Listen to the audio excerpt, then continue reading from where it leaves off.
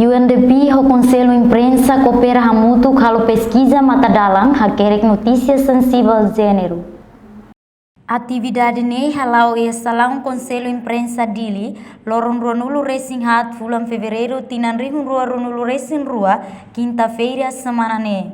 Gerente Spotlight Livre Soares Sateteng, objetivo hamusu matadalang reportagem sensível gênero ne, atu reduz problema ne be afeta feto no labarik feto sira iha mundo tomak no iha Timor-Leste. O objetivo kata atu reduz problema ne be afeta liliu ba feto no labarik feto iha mundo tomak termasuk nós iha Timor-Leste. E programa cooperação ne inicia usi Nações Unidas e a cooperação dia com a União Europeia deve liderar langsung usi vice secretário-geral Naran Muhammad Amina dia lidera programa ini.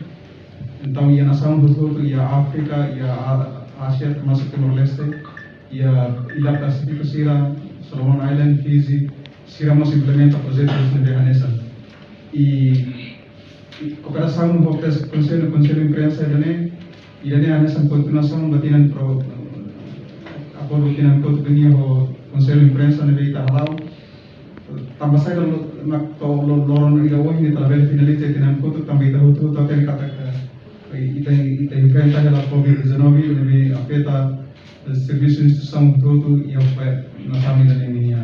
Entretanto, o Conselho Imprensa Francisco Belo Hateteng, matadalang idane atu lori jornalista sira atu halo cobertura bafeto vulnerável sira. Matadalang dana atu lori jornalista sira o sama halo cobertura baya feto sira, jadi feto sira ne vulnerável.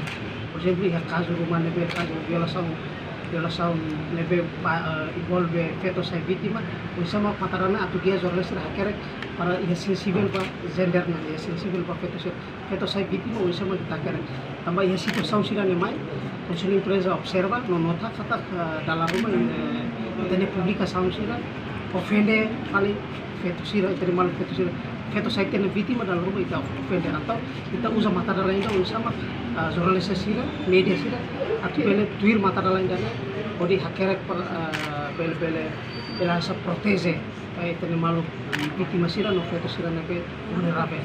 Reportagem Cidália Sombai, Selfiana Cae, Televisão Timor Post.